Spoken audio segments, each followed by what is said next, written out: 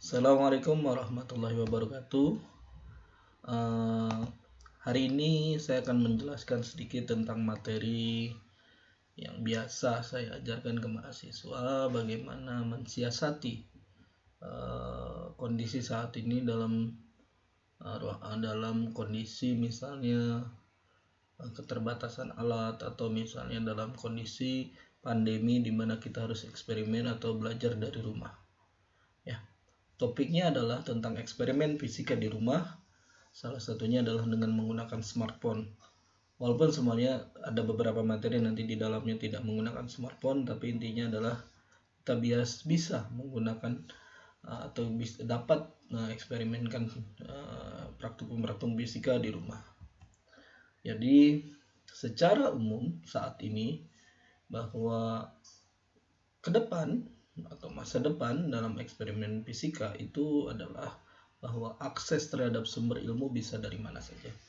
Jadi kita bisa meneliti dari ujung Antartika sampai misalnya kita belajar tentang reaktor nuklir itu dari rumah.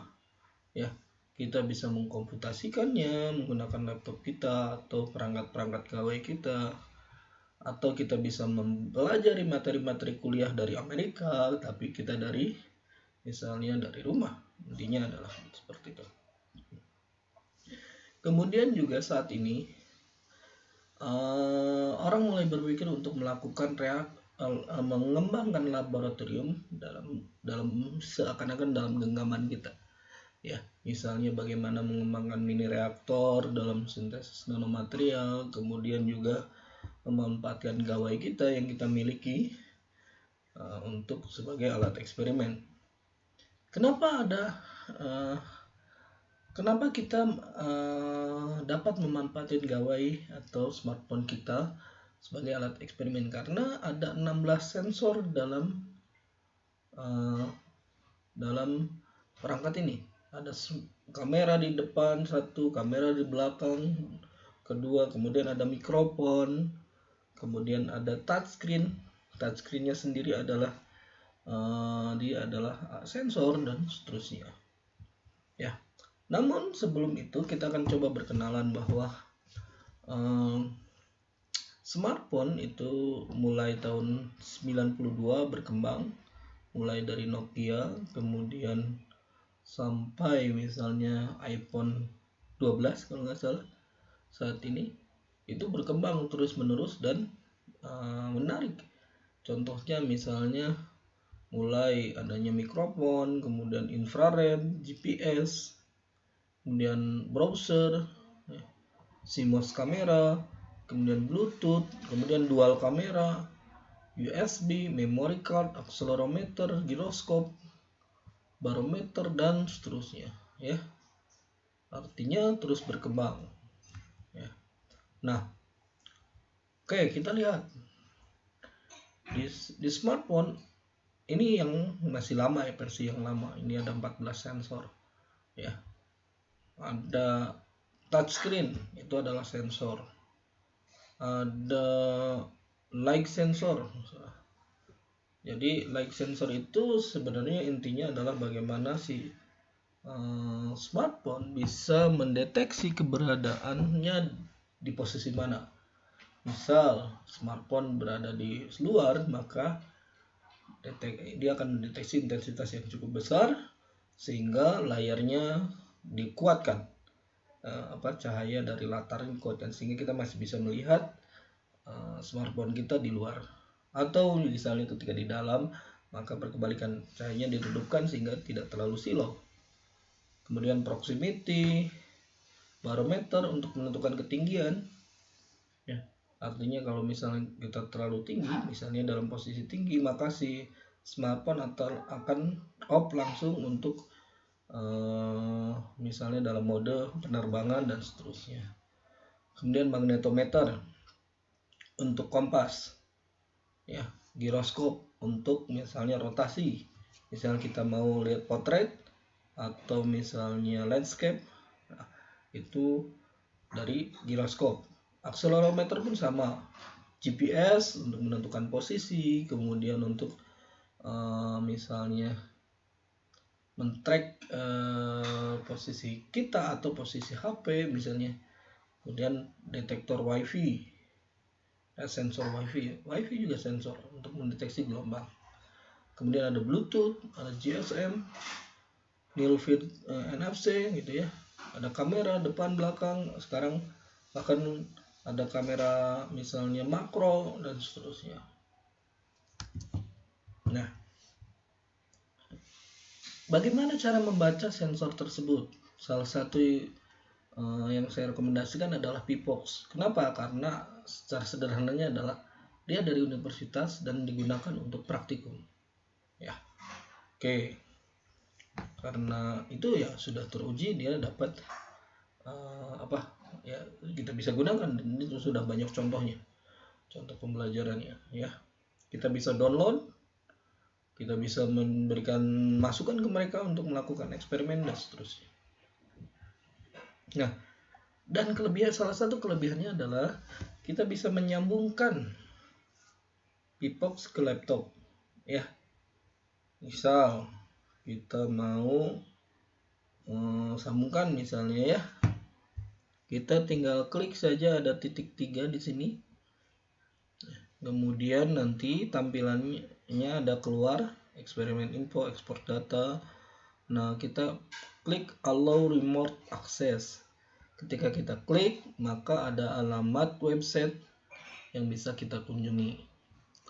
Klik, kita sambungkan ke alamat website sini. Ya, masukkan enter, maka kita akan langsung berhubungan dengan ini bentuknya laman internet, dan di sini kita bisa running atau stop atau membersihkan data atau mengulangi eksperimen ya.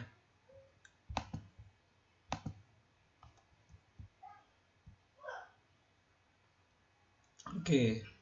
Nah, apa sih tujuan ketika kita melakukan eksperimen dari rumah atau menggunakan smartphone? Jadi kunci utamanya adalah pertama sebenarnya mencari alat alternatif. Ya, alternatif. Pada kondisi seperti ini kan kita harus kreatif. Kita tidak bisa membawa alat eksperimen dari rumah ke rumah, misalnya dari murid ke murid, ya sudah, muridnya memiliki smartphone dan itu adalah alat eksperimen yang cukup powerful ya. Kemudian juga akhirnya yang tadinya alat eksperimen mahal kita jadi lebih murah. Kemudian juga ada berbagai jenis sensor dalam satu smartphone. Artinya ya ini sangat murah gitu ya. Kemudian juga kita bisa mengubah modul praktikum yang selama ini yang mungkin ya yang membosankan menjadi menyenangkan menggunakan perangkat digital. Kemudian juga mereka dekat dengan kesehariannya dan otomatis juga lebih murah ya.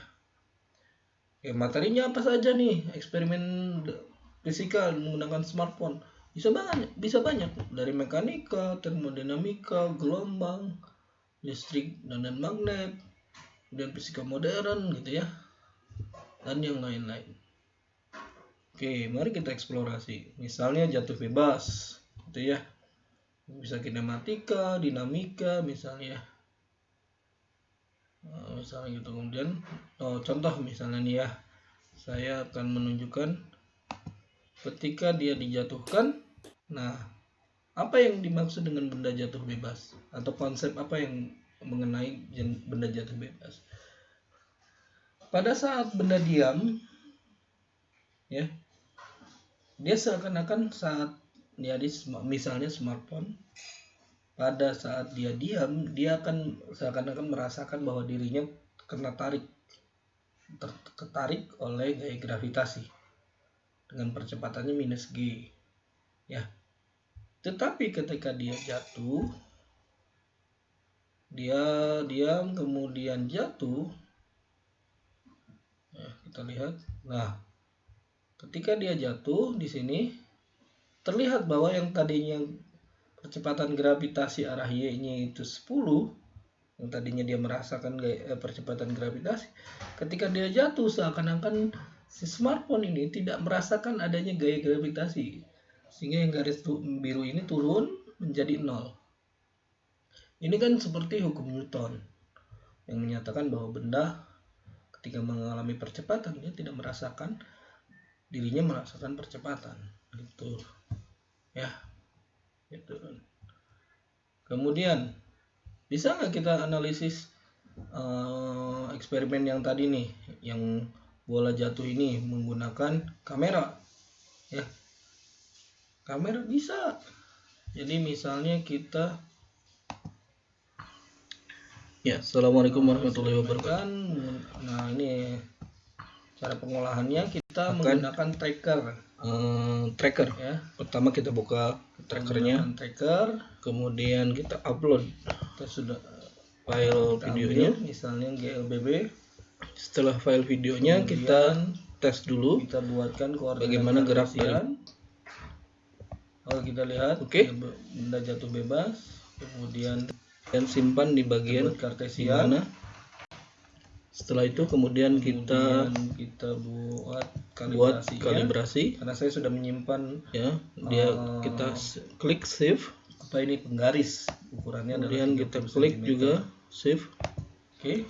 Untuk panjang garis. Kemudian setelah itu, ya, intinya adalah kita bisa masa. Saya buat titik masa untuk mendeteksi kapan bola ini jatuh, menentukan posisi terhadap waktu dari bola ini. Dan kapan dia jatuh, ketik sampai dia mana dia akan mulai jatuh. Set. Oke, kita mulai lagi dari awal. Setelah kita punya ujung bola, yang penting kita dapatkan grafik X. Bisa kita ganti menjadi grafik Y dengan klik X menjadi Y position. Data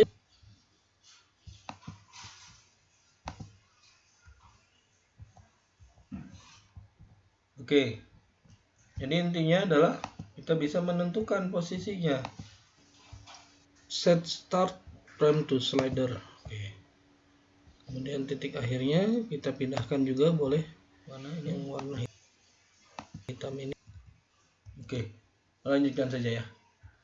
Nah, jadi ini adalah panduannya. Jadi pertama kita tentukan kalibrasi, kemudian kita koordinat, kemudian titik pengamatan dan seterusnya ya. Nah, contoh lain adalah gerak bandul. Jadi smartphone kita gantung menggunakan tali dengan L tertentu, kemudian kita jadikan dia sebagai bandul ya, seperti yang biasa kita lakukan. Contohnya adalah ini, saya sambungkan smartphone ke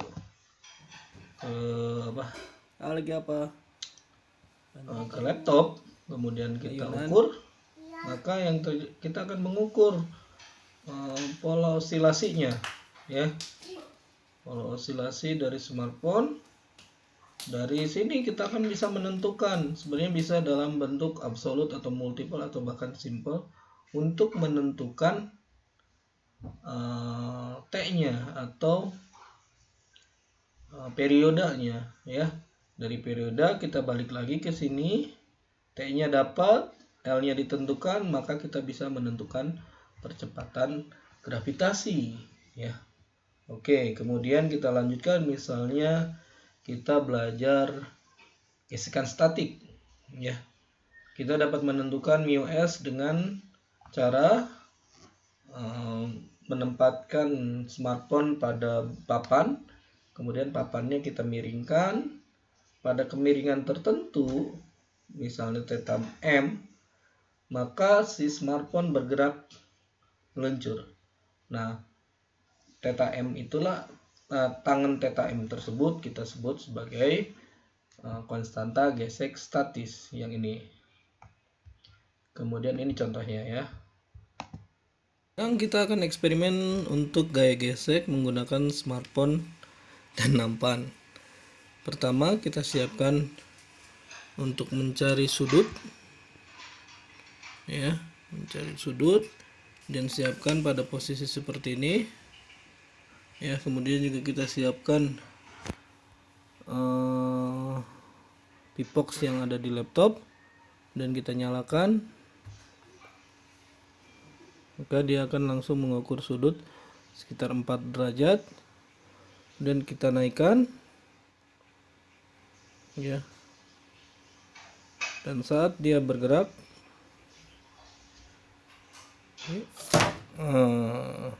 itulah sudut ketika itu adalah sudut ketika mencapai theta m, atau nanti kita hubungkan dengan konstanta gesek statis sama dengan theta m, tangen theta m ya. Ini adalah videonya ketika terjadi perubahan. Nih sudutnya berubah, naik ketika dia mencapai theta m. Ini adalah theta m nih ya. Ini adalah theta m, artinya sudut m nya ya, maksimumnya kira-kira sekitar 30 derajat. Berarti nanti tangan dengan 30 derajat itu adalah konstanta gaya gesek statis ya. Oke, kita lanjutkan ya. Nah, selain itu kita bisa gunakan smartphone kita untuk mengakses namanya Flight Radar 24. Ini sebenarnya bukan website pembelajaran, tetapi ini adalah website untuk menentukan posisi pesawat dan terhadap waktu. Jadi kita bisa melihat posisi pesawat dalam bentuk peta. Nah, karena peta itu adalah bentuknya 2 dimensi, ada sumbu X dan sumbu Y, maka kita bisa belajar dari sana berkaitan dengan vektor dan kecepatan ya. Kecepatannya dalam bentuk vektor juga bisa. Nah, caranya gimana? Kita rekam layar laptop kita atau layar smartphone kita, kemudian kita olah menggunakan tracker ya. Contoh ya, itu nanti kita teknis lah bagian itu. Nah, tapi contohnya adalah saya dapat nih, misalnya pesawat yang baru terbang, baru mau nyampe Bandung, kemudian membentuk lingkaran. Ini cukup menarik karena jarang terjadi. Biasanya ini kalau misalnya pesawatnya padat, dimana akan semua pesawat mau mendarat, jadi dia butuhkan waktu untuk sebelum pesawat lain selesai mendarat. Jadi dia putar-putar di atas ini Saguling, Danau Saguling.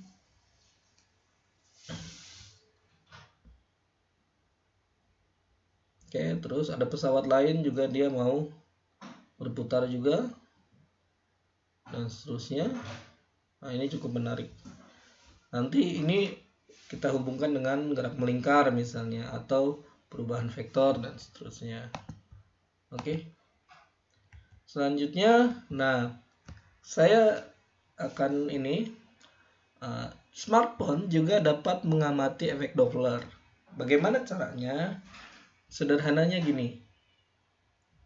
Jadi kita biasa belajar bahwa efek Doppler adalah peristiwa pelayangan, terjadi perubahan frekuensi akibat gerak dari sumber suara atau gerak dari pendengar.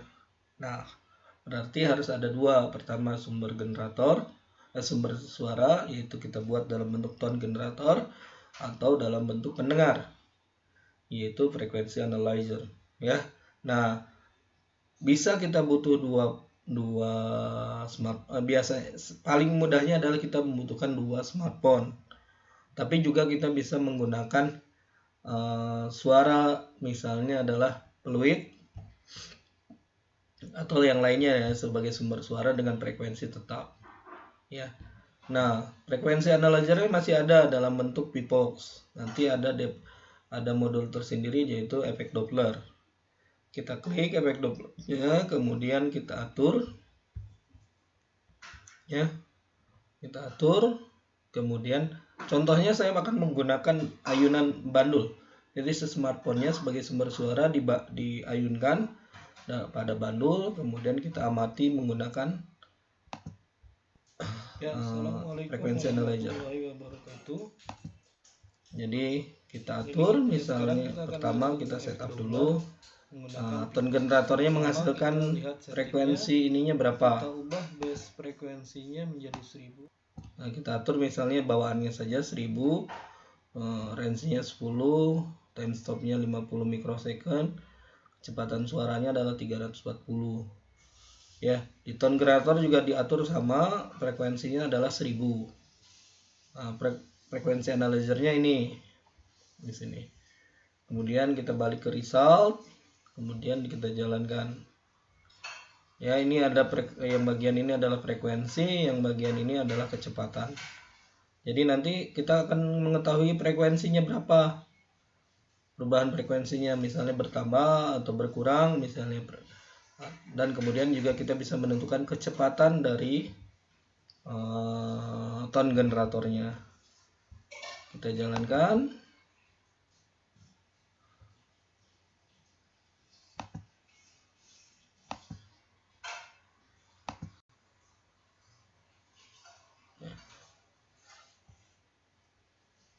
Ini masih acak. Kemudian kita jalankan. Dari hasil pengukuran frekuensi kita jalankan, terukur frekuensinya sekitar 1000. Kemudian kita naik turunkan si tone generator dan kita lihat bahwa frekuensi, jadi si tone generatornya bergerak, kita osilasikan, nanti terukur bahwa frekuensinya berubah. Ketika menjauh dia mengecil, kemudian ketika mendekat dia membesar. Langsung ketika kita hitung, itu tanpa perlu kita hitung, si smartphone ini langsung menganalisis bahwa kecepatannya adalah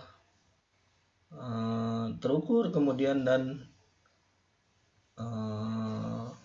kecepatan terhadap waktunya juga bisa kita ketahui. Oke, ini adalah pengamatan efek Doppler. Kita lanjutkan. Nah, ini kebetulan bukan eksperimen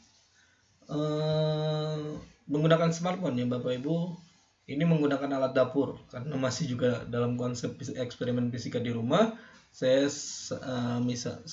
berikan contoh mengukur kecepatan cahaya. Ini termasuk dalam bentuk gelombang juga, terutama gelombang elektromagnetik ya Bapak Ibu. Pertama kita siapkan nampan untuk sebagai wadah saja. Kemudian kita punya batang coklat dan penggaris. Jadi kita butuhkan hanya 3 bahan, nampan, batang coklat, dan penggaris. Kemudian jika Bapak Ibu punya microwave, ya, keluarkan dulu bagian yang berputarnya, piringan berputarnya.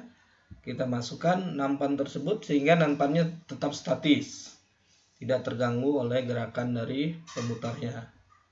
Kemudian kita panaskan beberapa detik saja Bapak Ibu. Kebetulan yang saya terlalu lama, hampir 1 menit. Hanya beberapa detik, biasanya sih sekitar 30-an lah. Nanti coklatnya itu akan meleleh di beberapa titik, ya.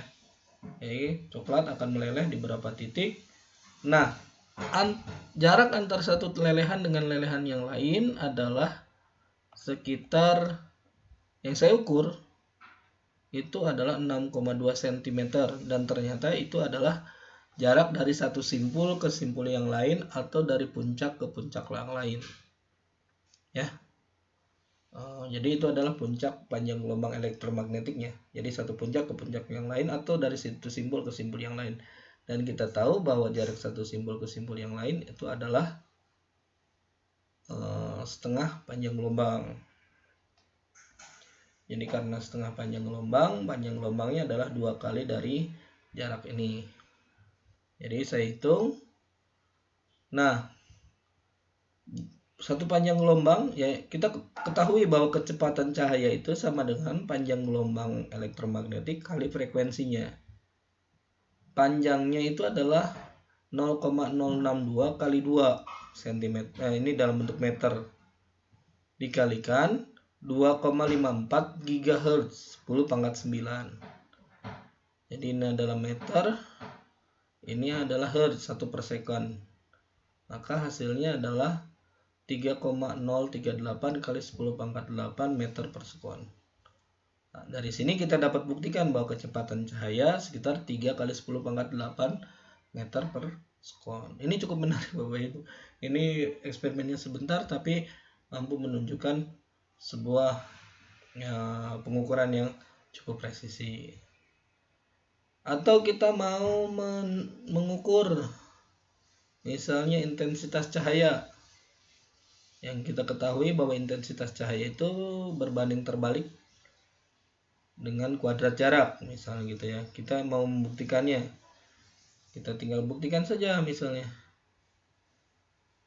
ya. Kita dapatkan misalnya jaraknya 30 cm, luxnya ini adalah 100. Kalau 20, 200. 10, 550. Kalau 5 cm 1200. Kemudian kita balikan jadi 1/r. Nah, ini ternyata hampir garis lurus. Nah, ini terdapat beberapa kesalahan pengukuran. Kenapa? Karena saya masih menggunakan LED yang sejujurnya ya dia hanya satu arah. Tapi kalau pakai bolham, kemungkinan pengukurannya dia cukup bagus untuk melakukan eksperimen. Atau mengukur medan magnet, bahwa kuat medan magnet itu berbanding pangkat 3 dengan jarak, berbanding terbalik ya, berbanding terbalik pangkat 3 dengan jarak 1/r pangkat 3. Nah, jadi nanti kita akan bisa dengan mencari medan magnet terhadap jarak, maka kita akan dapatkan mu0 kali m per 2pi. Jadi ini konstanta. Mu0-nya kita sudah tahu nilainya ini, maka kita akan dapatkan momen magnet. Nah, dengan mengukur 3 cm berapa mikrotesla, kemudian 2 cm berapa mikrotesla, kemudian dan seterusnya. Nah, saya dapatkan bahwa momen magnet dari, kebetulan ini ada magnet di kulkas, besarnya adalah 7,436 ya. Ini ukurannya ya. Oke. Ini beberapa eksperimen yang bisa kita gunakan untuk memanfaatkan smartphone yang kita miliki sebagai alat eksperimen di rumah. Sekian, terima kasih dari saya. Assalamualaikum warahmatullahi wabarakatuh.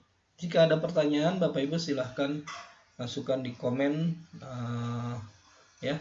Terima kasih. Assalamualaikum warahmatullahi wabarakatuh.